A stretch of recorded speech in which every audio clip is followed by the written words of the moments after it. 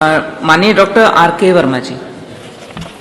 माननीय अधिष्ठाता महोदय जी, उत्तर प्रदेश माल और सेवा कर संशोधन विधेयक 2024 को इस सदन की एक प्रवर समिति को सुपुर्द कर दिया जाए, जो अपना प्रतिवेदन 1 माह के अंदर सदन में प्रस्तुत करे। महोदय जी, वन मंत्री जी के द्वारा अवगत कराया गया इस अधिनियम में छोटे से संशोधन, जिसमें उत्तर प्रदेश अधिनियम संख्या 1 सन 2017 की धारा 2 का संशोधन जो परिभाषा के रूप में किया गया, उसमें मुझे कोई संशोधन नहीं आग्रह करना। धारा 20 का जो प्रतिस्थापन है, इस पर भी कुछ नहीं कहना, लेकिन जो नई धारा 122 में जो बढ़ोतरी की गई है, क्योंकि ये जब जीएसटी आई थी तो हम सब लोगों ने इसका प्रचार प्रसार भी किया था और ये बातें आई थी कि one nation one tax, GST का मतलब वन नेशन वन टैक्स। लेकिन हम सब लोग ये व्यवहार में हम लोगों ने पाया कि अगर हम एक कार खरीदने जाते हैं तो उसकी कीमत पर हमें जीएसटी चुकाना पड़ता है और उसके बाद रोड टैक्स का भी जीएसटी चुकाना पड़ता है। शोरूम में जब सर्विस के लिए गाड़ी जाती है तब भी जीएसटी चुकाना पड़ता है। कोई उसका पार्ट खरीदा जाता है तब भी जीएसटी चुकाना पड़ता है। और जब रोड पर आते हैं हम तो टोल प्लाजा पर भी टैक्स चुकाने का काम करते हैं। तो वन नेशन वन टैक्स की धारा कहीं न कहीं खंडित हुई है। महोदय, इसमें जो 122 का के खंड 1 में जो संशोधन है कि इस अधिनियम में अंतरिष्ट किसी बात के होते हुए जहां कोई व्यक्ति जो ऐसे माल के विनिर्माण में लगा है जिसके संबंध में मशीनों के रजिस्ट्रीकरण से संबंधित कोई विशेष प्रक्रिया धारा 148 के अधीन अधिसूचित की गई है, जो बारंबार अधिसूचना जिसकी जारी होती है उक्त विशेष प्रक्रिया का उल्लंघन करता है, वहां एक अध्याय 15 या इस आशय की किसी अन्य उपबंध के अधीन उसके द्वारा संगत या संदेह किसी शास्त्र के अतिरिक्त इस प्रकार रजिस्ट्रेशन न की गई प्रत्येक मशीन के लिए 1 लाख रुपए धनराशि के बराबर शास्ति का भुगतान करने के लिए दायी होगा। महोदय जी, बहुत बार उद्योग चलाने के लिए छोटे मोटे उद्योग चलाने वाले लोग किन्हीं परिस्थितियों में कोई मशीन का क्रय करते हैं और मशीन इंस्टॉल नहीं होती है, उसका रजिस्ट्रेशन नहीं हो पाता, और तो उन परिस्थितियों में 1 लाख रुपए का भुगतान उसके लिए भारी पड़ जाता है।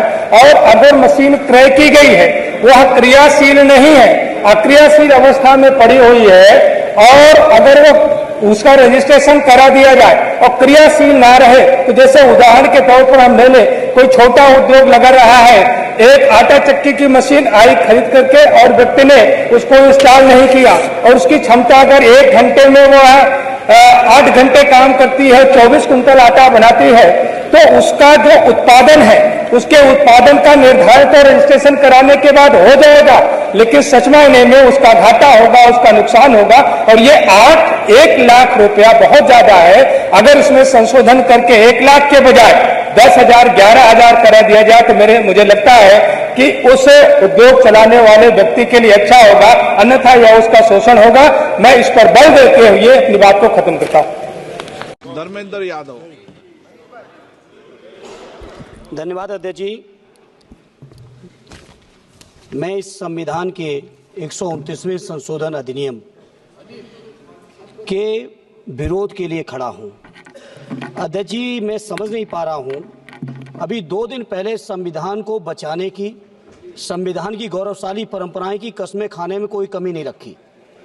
2 ही दिन के अंदर संविधान की जो हमारी मूल भावना है, 2 ही दिन के अंदर संविधान का जो हमारा बेसिक स्ट्रक्चर है, 2 ही दिन के अंदर संविधान का जो हमारा संघीय ढांचा है, उसको खत्म करने के लिए संविधान संशोधन बिल लाए हैं।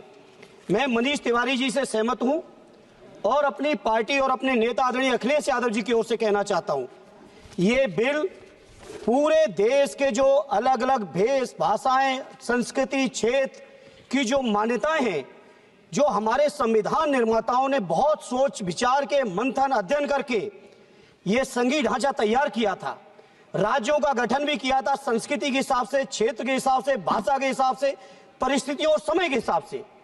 मैं नहीं समझता अध्यक्ष जी, मुझे कहने में कोई संकोच नहीं, उस समय के हमारे संविधान निर्माताओं से विद्वान बाबा साहब भीमराव अंबेडकर से ज्यादा विद्वान इस सदन में अभी कोई नहीं बैठा, मुझे कहने में संकोच नहीं है। और ये संविधान की मूल भावना को खत्म करके कैसे तानाशाही के रास्ते निकाले जाएं, इसके अलावा कोई काम ही नहीं बचा है। आखिर ये मनीष तिवारी जी ने कहा, कई एक विधानसभा के चुनाव अगर कोई अविश्वास आता है, अगर बहुमत नहीं मिलता है, तो क्या पूरे देश का चुनाव कराओगे?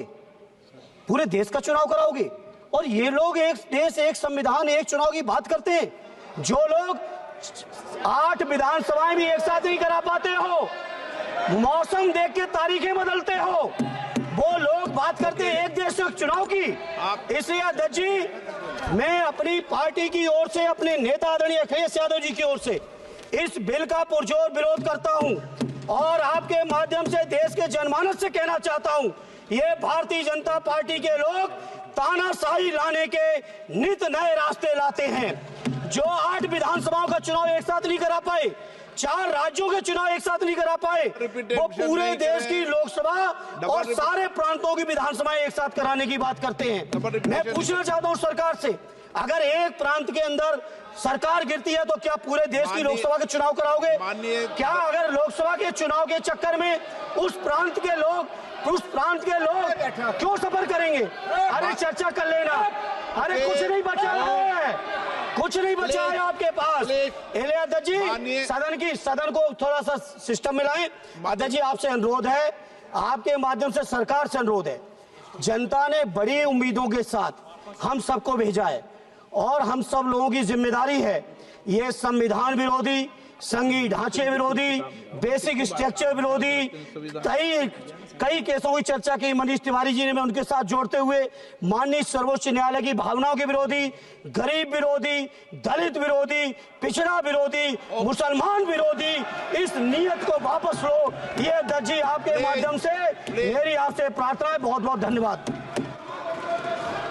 माननीय अध्यक्ष जी, जहाँ से मंत्री जी ने शुरू किया वहीं से शुरू करता हूँ। सब आए एक देश से, उतरे एक के घाट, और जब आए इस मिट्टी में तो कर दी बंदर बाट। सवाल मेरा ये है माननीय मंत्री जी, उसी मिट्टी की रखरखाव की आप चिंता किए, अच्छी बात है। जितने भी फैक्ट्रियां हैं उनके राख से खाद बनाई जा रही है, उस खाद की गुणवत्ता कितनी है, इस पर आपकी क्या तकनीकी है, क्या तंत्र है? किसानों के हमारे संसदीय क्षेत्र में तो खाद गायब है, यूरिया और डीएपी पूरे देवरिया बलिया जनपद में, लेकिन मैं उस राख से बनाई जाने वाली खादियों की गुणवत्ता के लिए जो भूमि को खराब कर रहे हैं, इस पर आप क्या कर रहे हैं? मान्यवर, मैंने एक सवाल लगाया था, जो सवाल उच्च प्राथमिक विद्यालयों में कार्यरत अनुदेशकों के समायोजन तथा मानदेय बढ़ाने पर क्या सरकार विचार करेगी? मान्यवर, मैं आपके माध्यम से मंत्री से अनुरोध करूंगा कि जिसने जवाब बनाया उनके खिलाफ कार्रवाई जरूर होनी चाहिए। इसमें आज्ञा संप्रति विचाराधीन नहीं है और प्रक्रिया बता दी। मान्यवर, प्रक्रिया की बात नहीं कर रहा मैं, उन शिक्षा मित्रों की बात यहां उठा रहा हूं जिन्हें भारत सरकार के नियमों के अनुसार जो मजदूरी 11,000 सबसे कम है ना, उससे भी कम मानदेय मिलता है। मान्यवर, मैं उनकी पीड़ा को रखना चाहता हूं। पहले तो मैं यही पूछना चाहता हूं, क्या इसका पूरा जवाब मिल पाएगा? मान्यवर, मैंने समायोजन की बात की। हमारे अनुदेशक शिक्षा मित्र, जो शिक्षा मित्र महिलाएं हैं, जब उनका चयन होता है वो किसी गांव में होती है, और जब मान्यवर चयन हो जाता है उसके बाद उनकी शादी होती है। मैं पूछना होना जरूरी है, व्यवहारिक भी है कि उनका समायोजन होना चाहिए। जब दूसरे गांव में चली जाती है, या तो उनका मानदेय बढ़ाने पर सरकार विचार करेगी या नहीं करेगी, या उनका समायोजन करने का काम करेगी। मान्यवर, ये वही सरकार है जब अनुदेशक हाई कोर्ट से अपने मानदेय के बारे में, हाई कोर्ट से निर्णय उनके हक में आया, 17,000 मिनिमम की बात हुई मेरी जानकारी के अनुसार, तो यही सरकार 2 बेंचों से जीतने के बाद यही सरकार सुप्रीम कोर्ट जाती है। मैं फिर पूछ रहा हूं, आपकी नीति तो खिलाफ है ही है आम जनमानस के। मैं जानना चाहता हूं क्या इस पे मानदेय बढ़ाने पर कोई निर्णय करेगी सरकार? कितने महत्वपूर्ण प्रश्न पर आप हमें अवसर दिए। मानवर, जो हम सब जानना चाह रहे थे, पूरा प्रदेश भी जानना चाहता था कि आज उत्तर प्रदेश महिलाओं के अपराध में किस पावदान पे खड़ा है। माननीय सरकार ने एक वर्षवार आंकड़े दिए, लेकिन वही सरकार, देश में भी इनकी सरकार है और राज्य में भी इनकी सरकार है, जो एनसीआरबी के आंकड़े हैं मानवर, crime against women UP top the country with 65743 FIR in 2022, country nearly 15% India total. देखा जाए मान्यवर तो अपराध बढ़े हैं, जो एनसीआरबी के आंकड़े कह रहे हैं वही मान्यवर। Kidnapping of women UP record 14-887 cases in the highest in India, NCRB के आंकड़े कह रहा है। फिर मान्यवर dowry death 2-138 cases in the highest in the country. फिर total by the husband relative 20-371 cases in the highest of India. Rape cases 3-690 cases second highest in the country. Murder after gang rape 62 cases in the highest of India. Murder of registered 3-491 cases in the highest of India. Writing cases 4-478 cases, second highest after Maharashtra.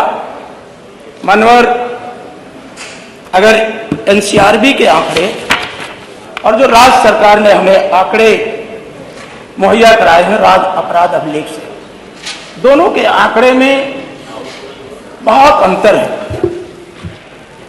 और अंतर मैंने और कहीं से नहीं लिया, जो आपका एनसीआरबी का आंकड़ा है जिसको आप भी मानते हैं, उसी आंकड़े के आधार पर मैं ये बात कहना चाह रहा हूं कि माननीय अध्यक्ष जी, उत्तर प्रदेश राज्य में प्रभावी नियंत्रण न होने के कारण आज महिलाओं के प्रति अपराध बढ़े हैं। कस्टोडियल डेथ में उत्तर प्रदेश में इतनी ज्यादा पुलिस अभिरक्षा में कोई राज्य में डेथ नहीं हुई है जितना उत्तर प्रदेश के अंदर हुई है। आप फेक इनकाउंटर्स में उत्तर प्रदेश देश में आगे है।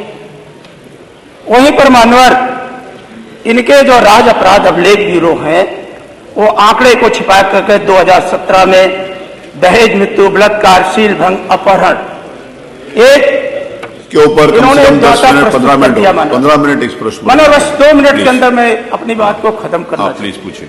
हमने दूसरा बात जानना चाहता कि कितने लोगों को आपने प्रभावी पैरवी करके सजा दिलाई, उसमें भी मानवर उत्तर प्रदेश पीछे है सजा दिलाने में।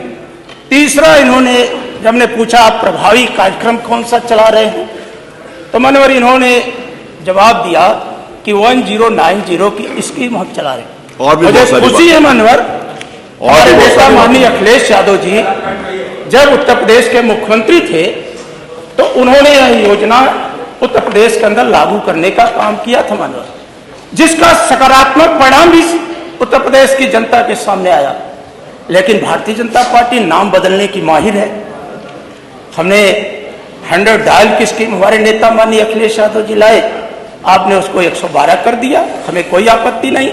लेकिन 112 होने के बाद आज पुलिस कब पहुंचती है, दोनों पक्षों के साथ क्या उसका बर्ताव रहता है, अगर मानवर उस पर ध्यान नहीं दिया जाएगा तो ये भले इनके राज्य ब्यूरो घटनाओं को कम आंक करके आंकड़े प्रस्तुत कर दें, लेकिन एनसीआरबी के आंकड़े में और आपके आंकड़े में अभी एक मानवर आपके माध्यम से सरकार से अनुरोध करता हूं कि एनसीआरबी के आंकड़े को देखें और अपने आंकड़े को देखें। और इस तरह से जो महिलाओं के साथ अपराध की प्रवृत्ति बढ़ रही है, दहेज की प्रवृत्ति, मानो अभी जौनपुर के अंदर एक ऐसी घटना घटी पूरा देश हिल गया, जो तो मानवर इस पे प्रभावी नियंत्रण करने के लिए अगर सरकार कोई ठोस नीति लेकर के आएगी तो हम विपक्ष भी उस पे आपका साथ देने को तैयार है। लेकिन तोड़ मरोड़ करके आंकड़े प्रस्तुत करना, श्री अखिलेश। ये सदन को गुमराह करने की प्रवृत्ति है। मानवर इसके माध्यम से इस पर रोक लगनी चाहिए। श्री अखिलेश। मैं आपका आभार व्यक्त करना चाहती हूँ कि आपने उत्तर प्रदेश की जनता के जल और जीवन के मुद्दे पे प्रश्न पूछने का मुझे अवसर दिया। अध्यक्ष जी, मेरा जो प्रश्न था वो जल शक्ति मंत्री जी से ये था कि जल जीवन मिशन के तहत कितने गांवों में कार्य संपूर्ण हो चुके हैं, कितने लोगों को शुद्ध पेयजल सरकार पहुंचा चुकी है, और अगर नहीं तो उसकी समय सीमा क्या है और कब तक पहुंचा पाएगी। बड़ा ही निराशापूर्ण उत्तर रहा, क्योंकि मंत्री जी ने ये कहा कि जल लोगों तक पहुंच तो पाया नहीं है, साथ ही साथ ये कब तक पहुंचेगा इस बात की भी जानकारी मंत्री जी को और विभाग को नहीं है। आदरणीय अध्यक्ष जी, 2019 में जब केंद्र की सरकार आई थी, उस समय अगस्त में नरेंद्र मोदी जी ने लाल किले से खड़े होकर पूरे देश को यह वादा किया था कि दिसंबर 2024 तक पूरे देश को जल जीवन मिशन के तहत जोड़ा जाएगा। और आज दिसंबर 2024 में ये प्रश्न यूपी असेंबली में खड़ा हुआ और उसका उत्तर विभाग। इस वीडियो को लाइक करें, हमारे चैनल को सब्सक्राइब करें और बेल आइकन जरूर प्रेस करें। हमारी न्यू वीडियो सबसे पहले देखें।